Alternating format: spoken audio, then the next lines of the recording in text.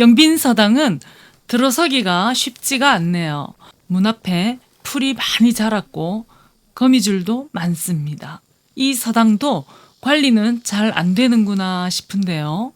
선뜻 들어서기가 망설여집니다. 꺼진 마루바닥이 먼저 눈에 띄네요. 이렇게 주저앉은 게 오래된 듯 보입니다. 보기에도 흉하네요. 그냥 두면 다 내려앉을 텐데요. 빨리 수리를 했으면 좋겠네요.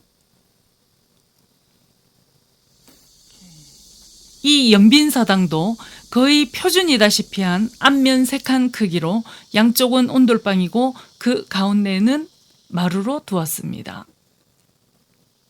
서당 건물보다도 더 먼저 이 문을 손봐야 할 듯합니다. 곧 무너질 것 같아서 아슬아슬하네요.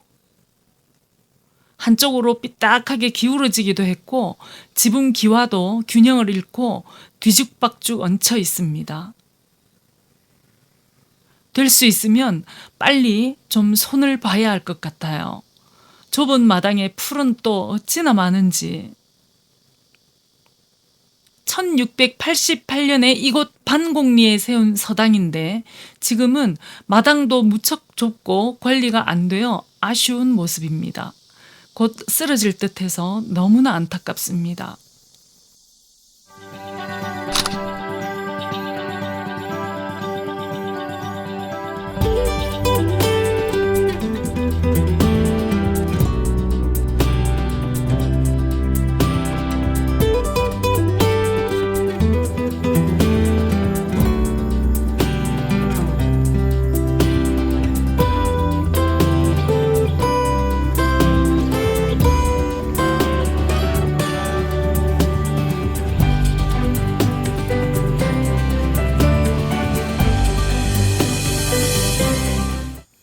앞서 본 영빈서당의 뿌리는 중림서당입니다.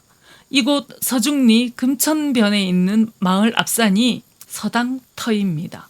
지금은 흔적도 찾을 수 없지만 여기에는 중림서당을 비롯해 영원사지, 산양향약소, 풍헌소, 산양수계소 등이 있었습니다. 이곳 절터에서 무너져 있던 석탑 3기를 발견하고 모두 김천직지사로 옮겨 보관하며 보물로 지정되었습니다.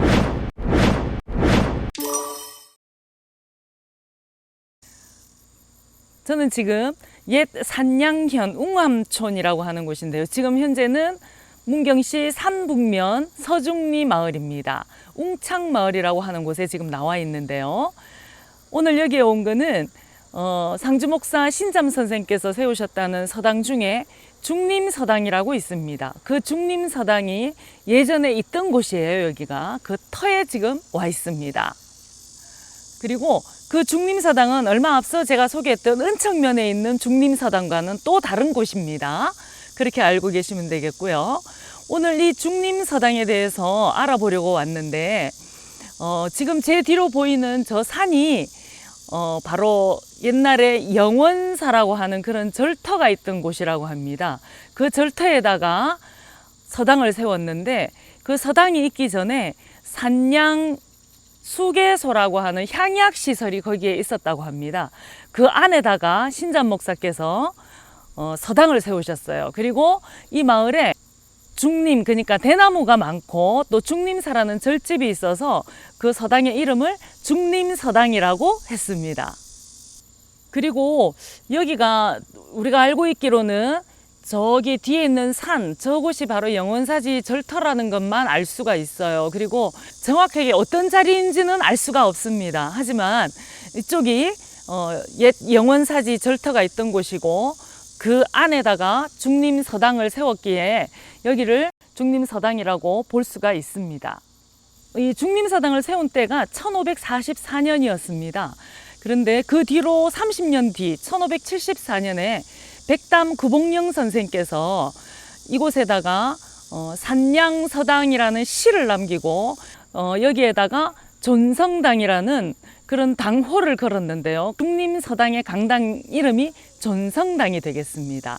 그걸 백담 구봉령 선생께서 그렇게 하셨다고 하네요. 그래서 이 서당 이름을 중림서당이라고도 하고 산양서당이라고도 했다고 합니다. 지금 이곳은 오래전 그 역사를 품에 안고서 그저 마을 야산이 되어 있습니다. 옆에는 금천이 흐르고 연꽃과 능소화로 이름난 사진 찍기 좋은 주암정을 품고 있는 바로 그 산입니다.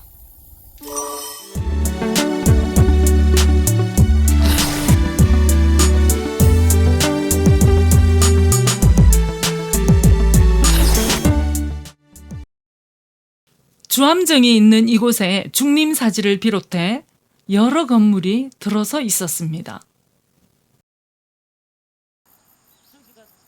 지금은 농사터가 되었고 산에는 무덤들이 들어서서 그 예전 모습을 짐작하기도 힘드네요. 아래로 나 있는 길 끝에 보면 건물이 있어요. 농장인가 했는데 선원이네요. 어쩐지 여기에 어울리는 듯합니다. 옛날에 도천사라는 사당이 있었다는데 아마 그 이름을 따서 만든 선원인 듯합니다.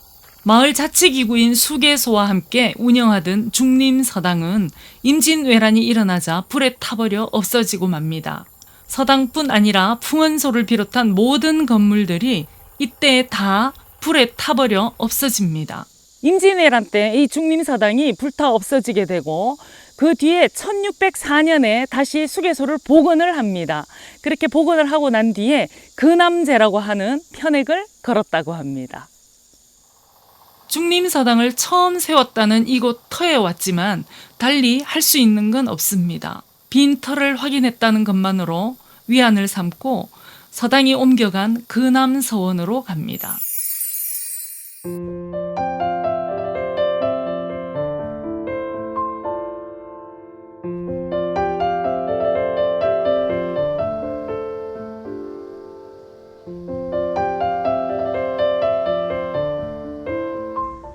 저는 지금 문경에 있는 근암서원 앞에 와 있습니다. 1623년에 중림서당이 우리 아까 보았던 그 영원사지 절터에 있던 그곳에서 이쪽 근암서원 자리로 옮겨옵니다. 그래서 근암서당이라고 이름이 붙여집니다. 그리고 1664년에 우암 홍은충 선생님 그분을 모시면서 여기를 서원으로 인가를 받으려고 했습니다. 우암 홍은충 선생은 제가 얼마 전에 앞서도 한번 소개를 한 적이 있는데요. 허백당 또는 허백정 홍기달 선생님의 넷째 아드님이 되시는 분이에요. 우암 홍은충 선생을 여기에다 모시고 서원으로 인가를 받으려고 했습니다. 그런데 서원으로까지는 인가를 받지 못했고 선생을 모신 사당인 향현사만 인가를 받았다고 합니다. 그리고 그 뒤 5년 뒤인 1669년에 한음 이덕형 선생님을 모시고 여기에 마침내 서원으로 인가를 받게 됩니다. 그 서원이 바로 여기 지금 보고 있는 근암서원입니다. 한음 이덕형 선생님 누군지 아시죠? 오성과 한음할 때 바로 그분이십니다. 거의 9년에 걸쳐 공사를 하고 옮겨온 근암서당은 서원이 되고자 힘을 쏟은 끝에 결국 승인이 됩니다. 그때가 1669년인데요. 서원 등록이 되자 어중간한 자리에 놓인 서당이 다시 고민거리였습니다. 그렇게 서당은 또 머리를 싸매게 됩니다. 근암서당이 이 근암서원 안에 더부살이를 하게 되었습니다. 그러다가 계속 여기에 있을 수가 없어서 다시 예전에 있던 산양수계소로 돌아가게 됩니다. 그러면서 이름이 또 수계서당으로 바뀝니다. 그러나 산양향약소 또는 산양수계소죠. 그 산양수계소와 이 서당이 함께 같이 있기는 굉장히 힘들었습니다. 왜 그런가 하면 산양수계소와 이 서당은 각각 하는 일이 다르고 운영상 어려움이 많기 때문에 더부살이에서 이제 또 면하기도 해야 되겠고 해서 다른 자리를 알아보게 됩니다.